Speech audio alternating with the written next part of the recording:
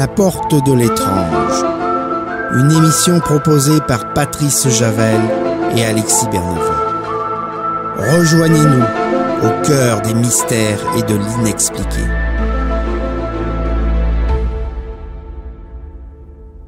Bienvenue dans La porte de l'étrange. Alors, le Covid-19 a fait que on a eu des coupures. Effectivement, on a fait des retransmissions d'émissions et aujourd'hui, on revient à nouveau pour une nouvelle émission de La porte de l'étrange. Et aujourd'hui, on va accueillir un invité assez particulier, assez exceptionnel, qui est bien connu dans le monde, je dirais, du paranormal. C'est Laurent qui est médium et qui fait partie d'une association qui s'appelle Ghost Activity, pas Paranormal Activity, Ghost Activity. Et on va voir avec lui un petit peu son métier, parce que c'est un métier, je dirais, un peu spécial, je dirais. C'est quelque chose de très particulier.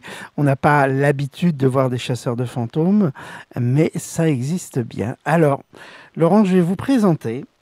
Ça fait 30 ans que vous êtes médium. Vous avez Ghost Activity depuis une douzaine d'années. Vous êtes enquêteur en paranormal sur les phénomènes paranormaux. Alors, présentez-vous un peu, dites-nous qui vous êtes exactement. Déjà, bonjour Patrice et bonjour à tous les auditeurs qui vont nous écouter. Alors moi, je suis un farfelu, non, je suis un enquêteur en paranormal, comme vous l'avez dit. J'aime bien ce terme. Je suis surtout un passionné et c'est vrai que les sceptiques, ils affirment que les phénomènes de hantise sont scientifiquement impossibles. Alors nous, on essaye, en tout cas pour ma part, depuis mon adolescence, j'essaye de comprendre ces phénomènes. En tout cas, je suis quelqu'un curieux, on va dire. Il est possible qu'il existe des âmes errantes, mais arriverons-nous un jour à avoir la preuve formelle? En tout cas, vous parliez de Ghost Activity, qui est effectivement un groupe de personnes passionnées comme moi et qui se sont retrouvées. Et on essaye effectivement à travers cette passion, comme d'autres le font, d'expliquer ce que certains vivent, tout simplement. D'accord. Alors, vous êtes médium, alors pourquoi s'intéresser aux fantômes? Alors, mon intérêt pour les fantômes, si vous voulez, j'ai moi-même été confronté à ces êtres venus d'ailleurs dès mon enfance. Voilà. Donc, ayant une maman dans la cartomancie déjà à l'époque, qui m'emmenait un petit peu dans tous les salons parapsy et autres qui se trouvaient en France, m'a donné envie de m'y intéresser. Et puis, effectivement, la médiumnité, elle arrive à nous, on ne sait même pas pourquoi. Voilà. Après, qu'elle soit passée dans la quête de la recherche de ces invisibles, c'est certainement lié à cette rencontre, à cette confrontation que j'ai vécue dans mon enfance, qui m'a donné envie de me pencher sur cette question. Et c'est pour ça que j'ai voulu comprendre leur mode de fonctionnement en créant ce groupe Ghost Activity. D'accord. Les fantômes, en fait, c'est un concours de circonstances plus, ou c'est parce que il y avait vraiment un intérêt, je dirais, du paranormal déjà au départ dès l'enfance? On n'avait pas Internet comme aujourd'hui, déjà. Donc c'était plus difficile. On a tous fait des tables tournantes, etc. étant ado, et moi j'en ai fait beaucoup. Effectivement, très très jeune, j'ai commencé même à m'y intéresser en allant fouiller dans les malles de ma mère où elle planquait ses bouquins qu'elle achetait sur ce sujet. Et effectivement, je me suis abreuvé de ces lectures déjà adolescent, comme le font aujourd'hui les internautes, parce que si vous surfez sur la toile, vous constaterez que les chasseurs de fantômes sont à la mode et que l'intérêt du sujet est grandissant aujourd'hui. Donc moi, dans cette période-là, on avait 3 chaînes de télé, donc on était plus à l'extérieur, à faire des cabanes, on va dire, en tant qu'ado, et non, moi je faisais des tables tournantes.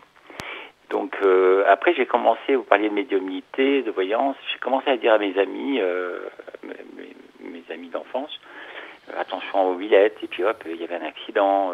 C'était beaucoup de coïncidences assez étranges, et ce qui m'avait paru même très étrange avec le recul, c'était que souvent des présages négatifs que je voyais, et non pas des présages positifs. Alors ça m'a fait peur.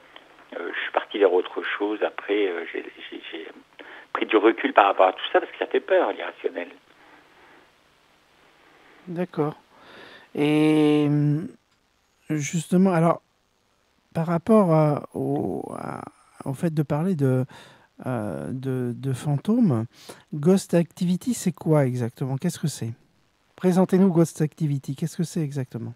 Alors, c'est simplement une fusion de plein d'entités, plein de personnes qui se posent aussi des questions et qui sont passionnées. Dans mon équipe, vous trouverez des sceptiques qui vont apporter effectivement un regard différent lors de nos soirées spirites. Nous avons une technique aussi qui est gérée par l'association X-Move qui s'occupe de toute la technique de Ghost Activity avec des caméramans, etc., qui est une association qui se trouve à Mont-Saint-Martin. Donc effectivement, on se retrouve régulièrement pour travailler nos images, nos sons, et aussi pour essayer d'apporter quelque chose de rationnel, parce que notre but, en tout cas, ce qui nous intéresse à nous, c'est de vérifier les faits. Quand on fait appel à nous en tant qu'enquêteur à paranormal. Mon rôle de médium dans l'équipe, effectivement, me permettra peut-être d'avoir un contact plus facile s'il se passe quelque chose dans un lieu, d'essayer d'ouvrir un contact, ce qui a été le cas plusieurs fois lors de nos investigations. Après, Ghost Activity, au départ, parce que moi j'ai tenu une boutique ésotérique pendant des années, donc j'ai été très sollicité par les gens chez qui il se passait des choses très étranges. Et effectivement, ça a créé ce groupe, des rencontres. J'ai pu rencontrer le père François Brune, discuter avec lui sur Paris plusieurs fois. Et cette recherche m'a donné envie, si vous voulez, de créer un groupe dans notre département, qui est composé de plein de talents différents. Ça va être des bons techniciens au niveau des recherches d'infrasons, etc., ou tout simplement des gens peureux, tout simplement, qui vont, eux, amener un certain dynamisme à la soirée qu'on va passer. Donc aujourd'hui, Ghost Activity est en train de naître. Alors c'est vrai qu'on a tourné pour pas mal de chaînes de télé, Énergie 12, France 2, j'en citerai d'autres bien sûr, mais en tout cas c'est un plaisir quand on nous laisse prendre l'antenne entre parenthèses, parce que c'est souvent des montages qu'ils font, donc tout ne passe pas, mais à quelque part, nous, ça nous permet d'ouvrir le dialogue. Donc déjà pour nous, pour notre enrichissement personnel, pour le mien surtout, parce que j'ai une question que je me pose comme tout le monde, je pense, pourquoi on est là, quelle est notre mission. On n'est pas venu certainement sur Terre que pour faire la fête, comme certains font, mais aussi pour comprendre des choses. Donc moi, voilà, c'est le paranormal qui m'a emmené là-dedans et qui m'a donné envie de créer ce groupe de traqueurs de fantômes. Après, depuis, effectivement, il y a beaucoup de groupes qui sont nés sur la toile et grâce à, bien sûr, à toute cette technologie qu'apporte X-Move dans le groupe, notre équipe a ce qu'il faut pour analyser ces phénomènes paranormaux et essayer d'apporter une réponse un peu plus scientifique, si vous voulez. C'est le but. D'accord. Quand vous avez, par exemple, un contact avec une personne qui se dit avoir un manoir hanté, une maison hantée, comment vous procédez exactement? Qu'est-ce que vous êtes contacté, mais après, quels sont les cursus que vous utilisez techniques pour pouvoir aborder le sujet? Comment vous faites? Comment vous y prenez exactement pour rentrer en contact et pour pouvoir ensuite essayer de prouver à la personne que sa maison est bien hantée? Comment vous procédez? La question, voilà. Alors, il y a plusieurs questions dans votre question, mais déjà, pourquoi tant de personnes disent avoir rencontré des spectres en France ou ailleurs dans le monde?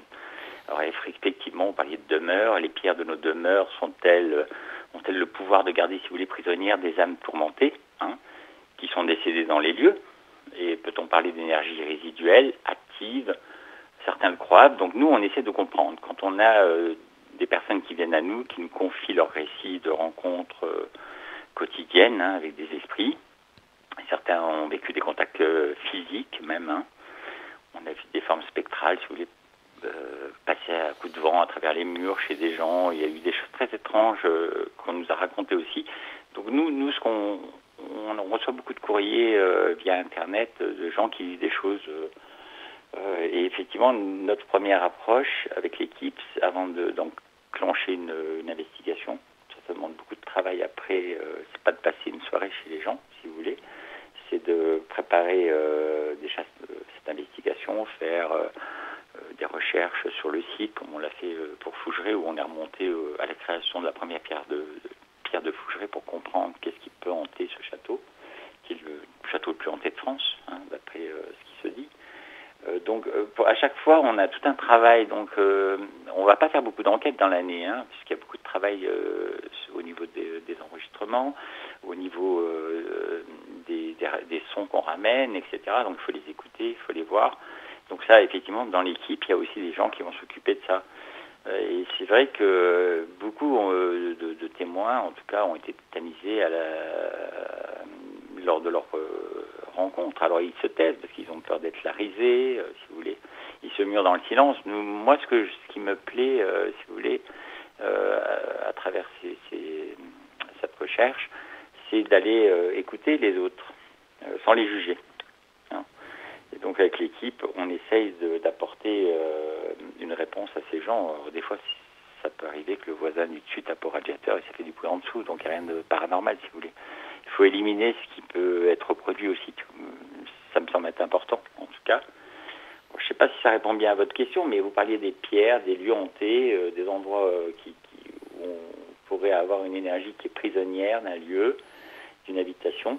Et on va dire que pendant de nombreuses années, ces habitations dites hantées ont concentré des émotions, des traumatismes, des drames, je dirais même. Et la question que moi je me pose souvent, c'est ces empreintes de souffrance peuvent-elles se rematérialiser ? C'est un peu notre recherche, voilà. Donc quand quelqu'un nous dit vous pouvez venir chez nous, voilà, il se passe ça, ça et ça, bon, on va écouter, on va pas spécialement se déplacer de suite. Moi, je vais y aller en premier. Avec mon côté médiumnique, si vous voulez, je vais déjà voir si je ressens moi-même quelque chose avant de déplacer toute l'équipe, parce qu'il y a du travail derrière. Quand vous avez 5 caméras qui tournent toute une nuit, ça fait des heures de bande-son à dérocher plutôt, et puis à écouter au ralenti, à discuter ensemble. Donc c'est assez passionnant. En tout cas, toutes les enquêtes qu'on a pu faire ont toutes été différentes et toutes aussi passionnantes. Et certaines frustrantes parce qu'on a pu apporter des réponses. Il n'y avait rien de paranormal, si vous voulez. Mais on a fait le travail jusqu'au bout. Donc, est-ce que ces lieux hantés sont des dômes d'énergie qui sont utilisés par les invisibles? C'est possible. Donc ça, c'est quelque chose qui nous interpelle. Donc l'écoute du témoin est important aussi, je pense.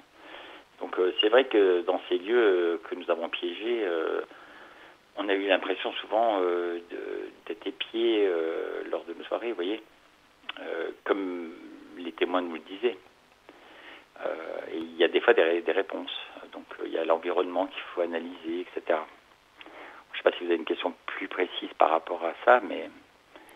En fait, ce que j'ai cru comprendre, ce que je peux faire comprendre à ceux qui nous écoutent, c'est que il y a d'abord la question du paranormal lui-même par rapport au médium que vous êtes, au ressenti des choses, savoir à quoi on peut avoir affaire, s'il y a vraiment quelque chose d'étrange dans un manoir, dans une maison.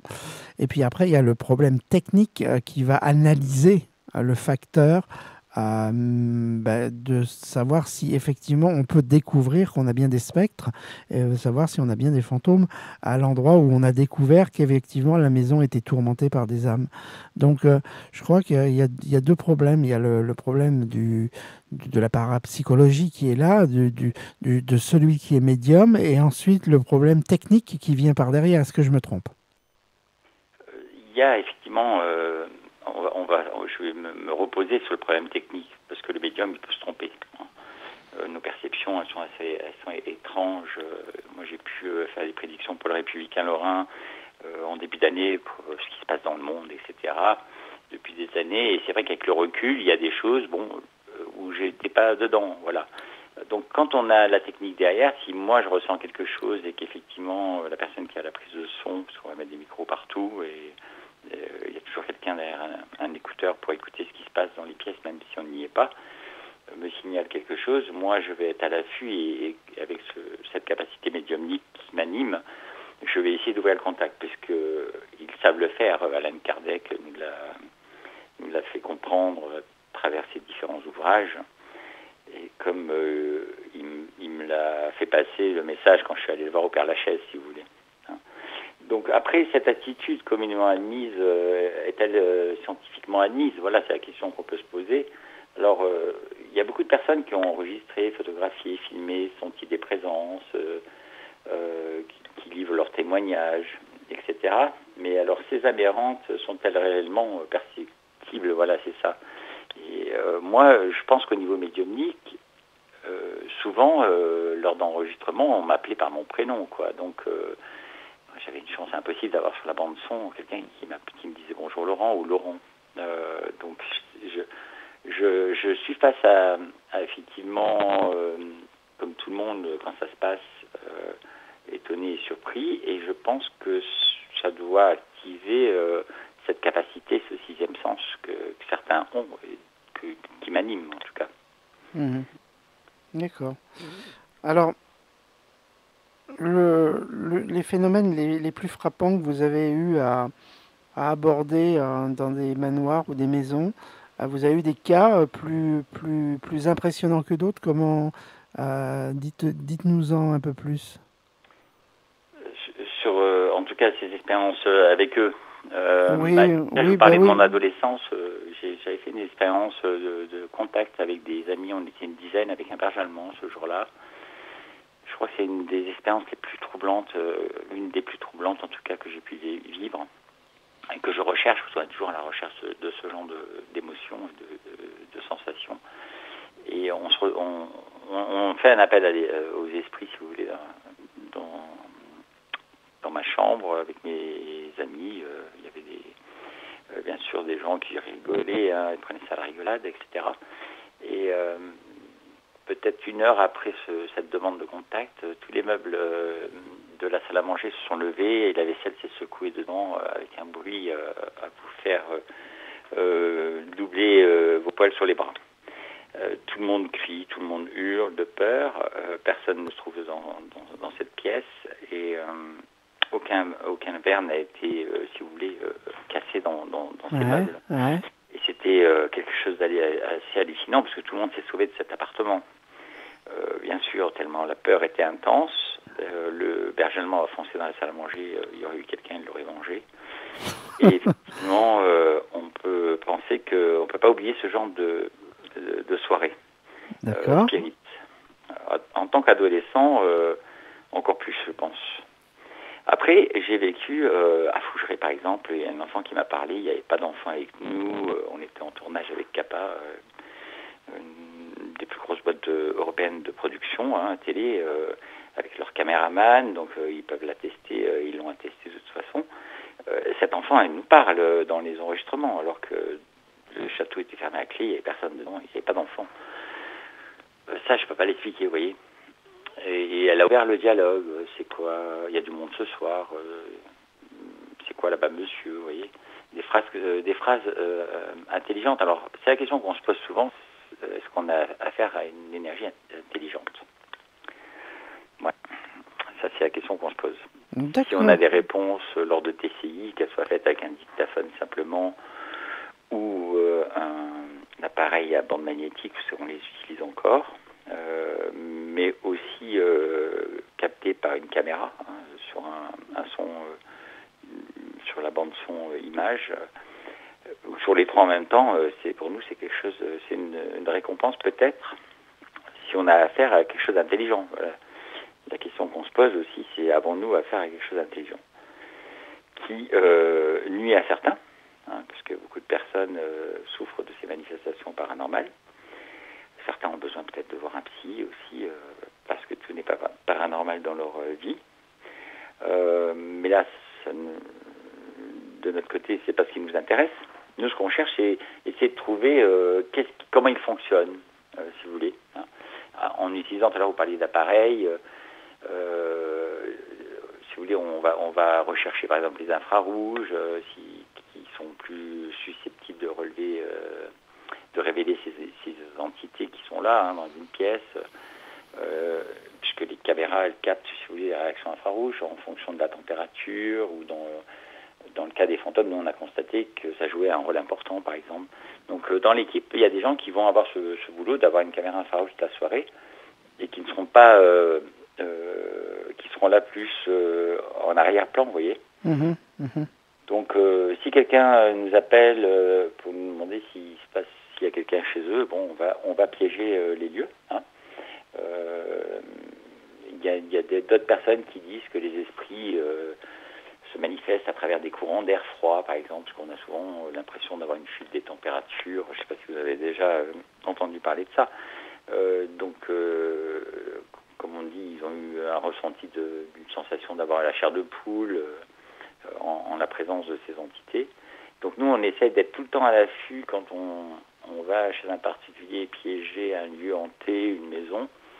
Et souvent, on constate, nous, sur nos appareils, parce qu'on a des appareils pour mesurer la température, que quand il y a un phénomène étrange qui se passe, on a toujours une chute significative de la température. Ce qui va appeler bien sûr notre vigilance, et d'autant plus à moi, puisque là, je vais peut-être m'adresser à cette entité, hein, tout simplement pour lui demander de laisser un message sur une bande son, hein. Et nos caméras, elles peuvent aussi détecter la chaleur, comme le froid. Donc les zones les plus chaudes, si vous voulez, elles apparaissent en rouge, hein, et les zones les plus froides sur les thermiques en bleu, hein. Donc on se pose souvent des questions par rapport à cette sensibilité des caméras, et on essaie de voir si quelque chose apparaît d'anormal sur cette bande, sur cet enregistrement que va faire la caméra thermique. Donc dans une maison, dans un endroit qui est hanté, moi la technique je m'en occupe pas, je me décharge. Si vous voulez, moi je reste concentré sur ma médiumnité, sur ce que je peux ressentir sur le moment où on vit quelque chose avec les gens qui nous reçoivent. Les empreintes thermiques qu'on peut voir sur les caméras sont montrées après par la technique que je vais aller voir, qui vont me dire tiens Laurent, sur la bande son on a un truc à ce moment-là, où on a une image anormale, qu'est-ce que tu en penses? Et on en discute. Parce que ces caméras, si vous voulez, sont capables de détecter des modifications de température que sur les surfaces et non dans l'air. Or, les fantômes, ils sont souvent aperçus sous forme d'halo vaporeux, brumeux, lumineux par les témoins, ou même sombres, hein. Oui, donc je vous parlais de vapeur. Alors, j'essaie de vous expliquer un petit peu comment ils fonctionnent indirectement. Donc, c'est vrai que nous, ce qu'on essaie, c'est de détecter, grâce à ce matériel, ces formes, si on y arrive, et on pense effectivement que l'air froid empêche la transmission des données. Alors souvent on nous dit quand il y a des fantômes, la température chute. Et ça nous pose souvent des questions par rapport aux infrarouges, puisque là on ne voit pas, on ne voit pas, et l'absence d'un signal infrarouge ne signifie pas non plus qu'on n'a pas trouvé un fantôme grâce à cet appareil. Alors, il y a différentes choses qu'on analyse lors de nos enquêtes aussi. Bon, le matériel, c'est difficile de vous l'expliquer comme ça, mais on va aussi travailler un petit peu sur les infrasons. Je ne sais pas si vous connaissez les infrasons. Donc ces sons de basse fréquence qui peuvent jouer sur notre mental, notre psychique, et créer des hallucinations aussi, hein. On sait que quelqu'un qui habite près d'un lieu où il y a beaucoup d'infrasons peut avoir des visions un peu étranges, peut aussi effectivement voir un spectre, parce que l'infrason va jouer sur l'œil et va faire trembler l'œil, et ce qui va créer des flashs. Donc c'est vrai que souvent, quand on fait une enquête, et j'en parlais tout à l'heure, il faut regarder l'environnement, ce qui se passe, utiliser des appareils, et effectivement voir si on peut reproduire les choses. Grâce à ce que apportent donc ces appareils, que ce soit des Ghostbox, Spirit Box et autres qu'on a pu tester. Oui, ce qui nous intéresse, c'est de savoir de quoi est fait cette substance fantomatique, puisqu'on parle de champs électromagnétiques qui sont partout, qui émanent de n'importe quelle source électrique, hein. Et effectivement, donc la question que je posais, c'est normalement tout est fait d'atomes, hein, donc on peut comprendre que c'est très difficile de penser que les fantômes sont faits d'atomes, puisqu'ils sont capables de traverser la matière comme ma main pourrait traverser un mur. Hein. Alors que moi, je suis fait d'atomes, et si je mets ma main contre le mur, elle va s'arrêter devant ce mur. Donc, il y a quelque chose d'assez étrange qui nous interpelle, et ça, c'est une question qu'on recherche à travers nos expériences, de savoir de quoi est constitué, en tout cas, le spectre qui est vu par certains. Hein. Bon, je ne sais pas si vous avez une question par rapport à cette matière qui peut... On a effectivement la question qu'on peut se poser, c'est on connaît le corps physique, on connaît moi qui fait qui fait de la science, qui fait de la physique, mais de la mécanique quantique, on arrive à imaginer comment est fait une substance, de quoi elle est composée, puisque toute substance est composée d'atomes, d'un noyau, d'électrons, etc. Et que tous ces atomes, avec des champs électromagnétiques, s'attirent et forment quelque chose. Mais quand on a affaire à un spectre qui traverse un mur, on peut se demander si effectivement ce spectre est fait d'atomes ou si c'est fait d'autre chose. C'est là la question à laquelle on n'arrive pas à répondre. Est-ce que vous avez une réponse, vous ? Il y a des pistes qui sont là. Alors c'est vrai que le problème qui se pose dans cette théorie, c'est qu'autour du noyau de chaque atome tournoient des électrons, hein, vous l'avez dit. Et comme on le sait, les électrons provoquent une force répulsive si puissante qu'elle repousse toute matière. Mais eux, ils ont la possibilité, puisqu'ils sont capables de pousser un objet, donc d'avoir une forme, une énergie d'atome, parce qu'il faut que ce soit un atome qui va pousser un autre atome, et ils sont capables de traverser les murs. Donc ils ont peut-être une possibilité de mutation, de polarité qui change. Et il y a une question aussi sur laquelle je me suis beaucoup posée, en tout cas j'ai creusé, c'est par rapport aux neutrinos. Alors sont-ils composés de neutrinums, des neutrinums, qui sont les particules fantômes, hein, qui sont capables de traverser les murs. Si vous mettez votre main en l'air, vous aurez des millions de neutrinos qui viendront les traverser, le soleil en projette, etc.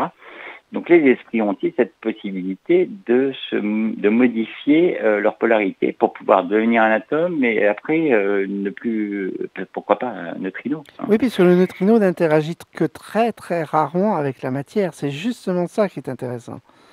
Par rapport aux fantômes, c'est quelque chose sur lequel moi je me suis posé beaucoup de questions et si on part de ce principe que les fantômes sont faits de la même matière ordinaire que les choses auxquelles nous sommes habitués, dans ce cas, ils ne peuvent pas voyager à travers les objets solides, c'est pas possible. Ils s'arrêteraient simplement. Donc ils ont une possibilité de changement de polarité, quand il y a des poltergeists, on voit des objets se déplacer. Alors, est-ce que c'est un fantôme qui les dépasse? Parce qu'il y a aussi des énergies telluriques qui peuvent être dans certains lieux et agir sur des objets. Hein, c'est encore un autre domaine qui est intéressant. Et on a pu constater, c'était à Amnéville, vous savez que c'est la une des journaux, cette affaire à Amnéville de Maison-Montée, où j'ai refusé d'aller avec mon équipe parce qu'il y avait une enquête judiciaire sur ce lieu. Et les gens disent que les objets volaient partout dans la maison. Voilà, ça a été vu par les policiers municipaux, etc. Et ces gens ont été condamnés pour avoir menti aux assurances. Donc c'est difficile de savoir. Nous, il y a un phénomène qui se passe. Est-ce que c'est des énergies telluriques qui provoquent ce phénomène? Est-ce qu'il y a un champ d'énergie particulier qui va avoir une action sur les objets et les faire tomber? Ou est-ce qu'effectivement un esprit, une entité, a cette capacité d'agir sur la matière et de la traverser? Alors, le neutrino, moi, je trouve que c'est une bonne piste qu'il faut creuser. Parce que en substance similaire à l'atome, c'est difficile. Bon, vous y connaissez certainement plus que moi, puisque vous êtes passionné sur le sujet.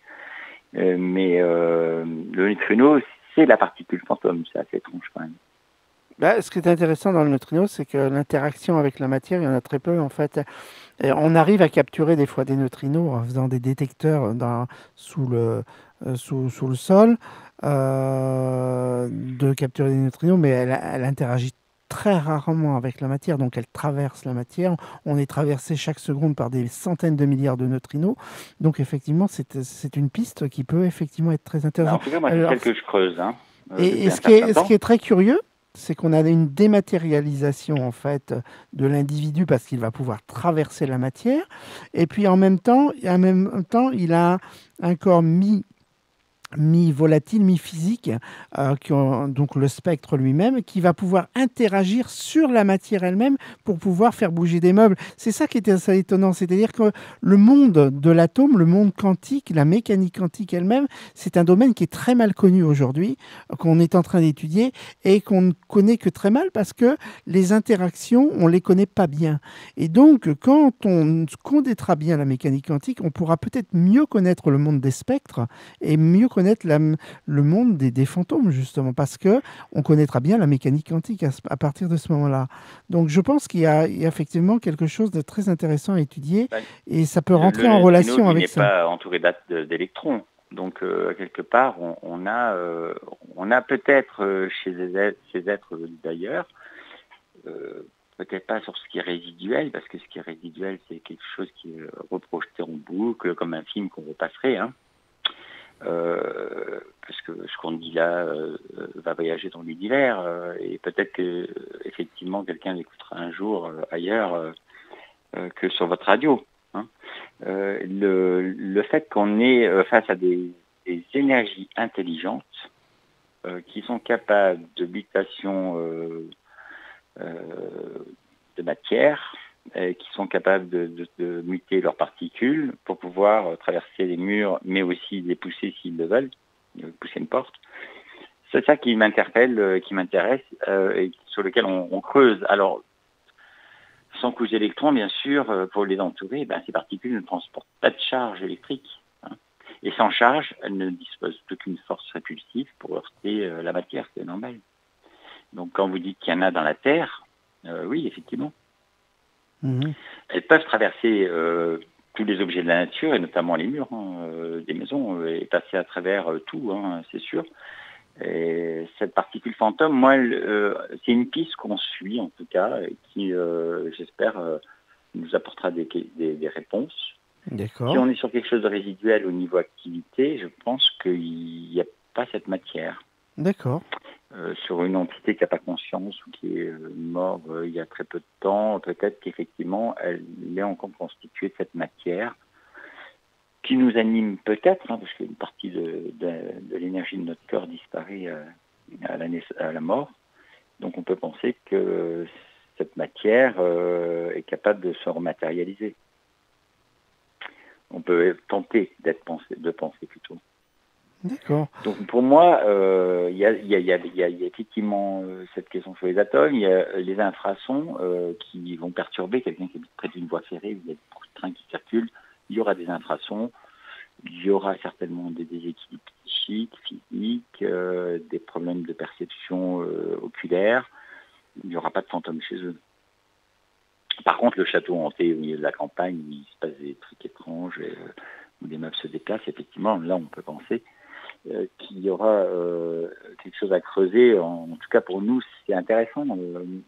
À chaque fois qu'on m'emmène une enquête, il faut qu'on apprenne quelque chose, hein. Et c'est vrai que on a, avec ces fréquences ultra basses, des réponses. Vous prenez un groupe de personnes qui ne croient pas aux fantômes, vous les mettez dans un château, vous mettez des infrasons, à la fin de la soirée, vous êtes sûr qu'il y a beaucoup de personnes qui vont vous dire qu'ils ont vu des choses. Donc ça peut être reproduit. Et c'est vrai que ces infrasons créent un bourdonnement dans nos oreilles qu'on ne perçoit pas, hein, et qui peuvent déclencher la peur, le mal-être, une forte anxiété chez les gens. Et ces sons de basse fréquence sont responsables du mal-être vécu par certains aujourd'hui, hein. Il n'y a rien de fantomatique dans tout ça, on va dire. D'accord. Moi, donc, c'est difficile en une demi-heure de expliquer ces recherches qu'on peut faire, mais ces pistes qu'on suit. Ce qui est certain, c'est que on n'aura peut-être pas assez d'une vie terrestre pour y répondre, quoi. Voilà, hein. Bien sûr. On cherche. D'accord. Comme d'autres l'ont fait, comme Catherine de Médicis faisait étape tournante à la Cour de France. Déjà, hein. Donc moi je pense qu'il y a certaines personnes qui perçoivent des fantômes et d'autres qu'ils n'en verront jamais. C'est comme les extraterrestres. Il faut peut-être être réceptif à ce genre de phénomène. D'accord. Moi, j'ai vu des choses quand même qui m'ont étonné. Et notamment actuellement où on travaille avec un antiquaire qui a 4000 mètres carrés de bâtiments et d'objets. Et la question qu'on se pose actuellement, c'est est-ce que ces objets peuvent garder la mémoire vécue de leur ancien propriétaire? Est-ce qu'ils peuvent reprojeter une énergie dans les lieux où ils se trouvent? Est-ce qu'on ramène cette énergie chez nous si on achète un objet sur une brocante? Vous voyez, c'est encore une autre question qui, en tout cas, est d'actualité actuellement. Et chaque fois, on essaie de dire ça c'est pas mal, ça c'est pas mal, et puis je ne sais pas ce que ça donnera à la fin, quoi. D'où le travail d'enquêteur. Et je pense que tant qu'on ne peut pas porter la preuve que ça n'existe pas ou que ça existe, on cherche. Voilà. Nous, ce qu'on fait au quotidien avec les Ghost Activity. Alors, donc il y a effectivement des choses, des expériences depuis des années que je vis, et pour certaines qui restent encore inexplicables. D'accord, Laurent. Bon, écoutez, on arrive bientôt à la fin de l'émission, malheureusement. C'est très intéressant et on pourrait continuer à discuter pendant encore 1 heure, je pense. Je crois qu'il y a beaucoup de choses à dire. La dernière question que je vais vous poser, c'est pourquoi pensez-vous que des âmes restent prisonnières du monde des vivants? Pourquoi pensez-vous qu'ils restent prisonniers du monde des vivants? Est-ce qu'il y a une raison à ça? Pourquoi ils ne partent pas dans l'au-delà et pourquoi restent-ils sur Terre? Vous avez une réponse? C'est peut-être nous qui sommes prisonniers du monde des vivants, puisque la mort n'est qu'une naissance. Donc là, c'est encore un autre sujet, mais est-ce que quand on meurt, on ne va pas renaître? Alors pour ceux qui sont prisonniers, souvent on dit que c'est des gens qui sont morts avant leur heure. Quelqu'un qui s'est pendu, ou qui s'est suicidé, ou quelqu'un qui est mort d'une mort brutale et rapide. C'est le cas d'un petit village à côté de chez moi en Meuse où il y a eu une bombe et tous les villageois, les enfants sont morts en même temps. Il y a une empreinte énergétique à cet endroit-là. Alors pourquoi alors, je parlais aussi tout à l'heure aussi de cette possibilité d'images qui se recréent en boucle comme un film qu'on repasse et qui n'aurait rien de fantomatique par rapport au contact. Alors pourquoi ils errent? Peut-être simplement parce qu'il y a un temps de purgatoire. Alors, j'ai pas de réponse. J'ai posé la question en TCI à plusieurs reprises. On a eu des réponses lors de séances de TCI, de transcommunication instrumentale. Et effectivement, eux disent qu'ils sont bien, qu'ils ont des occupations de l'autre côté, hein, voilà, qu'ils sont... ils n'ont peut-être pas conscience, tout simplement, et c'est un petit peu la quête de notre recherche, parce qu'aujourd'hui, moi, je ne peux pas répondre à cette question. Du pourquoi ils sont bloqués, si vous voulez. Je peux émettre l'idée que ça vient du fait qu'il y a eu une mort brutale. D'accord. Mais on a des phénomènes de hantise ou des phénomènes paranormaux dans des lieux où il n'y a pas eu de décès brutaux. C'était le cas, j'étais avec France 2, avec David Gaillet, le chroniqueur de Sophie Davant, dans un ancien couvent où les nonnes dormaient le soir et elles ont quitté les lieux il y a une 50aine d'années et on y trouve encore des croix, des photos sur les meubles. Et David Gaillet, qui est très sceptique, est venu tourner pour France 2 et le soir-là, sur les enregistrements, il y a une femme, une sœur que j'invoquais, j'ai appelé, qui s'est nommée Françoise, j'ai dit qu'elle était là. Et David, très sceptique, a été poussé, quelque chose est passé à travers le mur, on l'a poussé, il l'a approché de l'autre côté, il en a parlé à l'antenne. En tant que cartésien, il était vraiment étonné de ce qu'il avait vécu, mais lui, il l'a vécu. Alors, je pense que certains esprits aiment bien rester avec nous parce qu'ils ont envie de jouer peut-être, ou peut-être ils ont quelque chose à comprendre encore, ou à faire comprendre. Ce qui est certain, c'est qu'ils sont parmi nous. Moi, j'ai pas de doute. Après, ce qui est certain, c'est que pour moi, les cimetières sont vides. Il y a des fringues, voilà, c'est une friperie, voilà. Il y a peut-être une énergie cosmique universelle, je ne sais pas. Il y a plein de questions qu'on peut se poser. Et effectivement, certains n'ont pas conscience qu'ils sont partis. Et ils continuent leur vie. et souvent c'est nous qui squattons leur maison, hein, on va dire ça comme ça. Oui, tout à fait. Ben, je crois que alors, ce qui est intéressant, si on veut un petit peu résumer tout ça, c'est que le domaine, le monde, je dirais, du paranormal est un monde qu'on connaît pas bien, qui a des croyances où des gens croient au monde du paranormal et d'autres n'y croient pas parce que c'est quelque chose qui n'a pas de rattachement cartésien, et donc souvent les gens ont tendance à dire moi j'y crois pas parce que justement c'est quelque chose que je ne peux pas expliquer. Et donc il y a les gens qui y croient, qui sont dans le domaine spirituel, qui y croient fermement, et souvent les gens qui se raccrochent à la création de l'univers, tous ceux qui croient en la création, en un divin, croient effectivement dans ce monde, à travers la science, au monde, je dirais, du paranormal et des fantômes. Et les gens qui sont cartésiens, qui ont une vie matérielle, souvent se raccrochent à une vie matérielle et ne s'attachent pas à ce monde, je dirais, du paranormal. Donc, ça, c'était pour refermer la parenthèse de votre intervention, Laurent. Moi, je vous remercie beaucoup d'être intervenu. Voilà, c'était un véritable plaisir de vous avoir au micro de la radio. Et puis, moi, je vous souhaite bonne chance dans votre activité. Et puis, pourquoi pas une prochaine émission. Pourquoi pas une prochaine émission qu'on pourrait faire ensemble à nouveau. Voilà, merci beaucoup, Laurent. C'est avec plaisir. Et comme je dis tout souvent, il n'y a aucune preuve d'une survivance, comme il n'y a aucune preuve que la survivance n'existe pas. Oui, tout à fait. Merci, Laurent. Donc, continuons à chercher, et puis bravo à tous ceux qui cherchent. En tout cas, il y a des gens vraiment passionnants. Et c'est un plaisir pour moi aussi d'ouvrir sur ces quelques minutes le dialogue sur ce sujet qui est tabou, oui. Merci, Laurent, merci beaucoup. Merci à vos auditeurs. Merci. Voilà, cette émission se termine. Je laisse Laurent repartir sur son chemin et la porte de l'étrange se termine. La porte de l'étrange. Une émission proposée par Patrice Javel et Alexis Bernevin. Rejoignez-nous au cœur des mystères et de l'inexpliqué.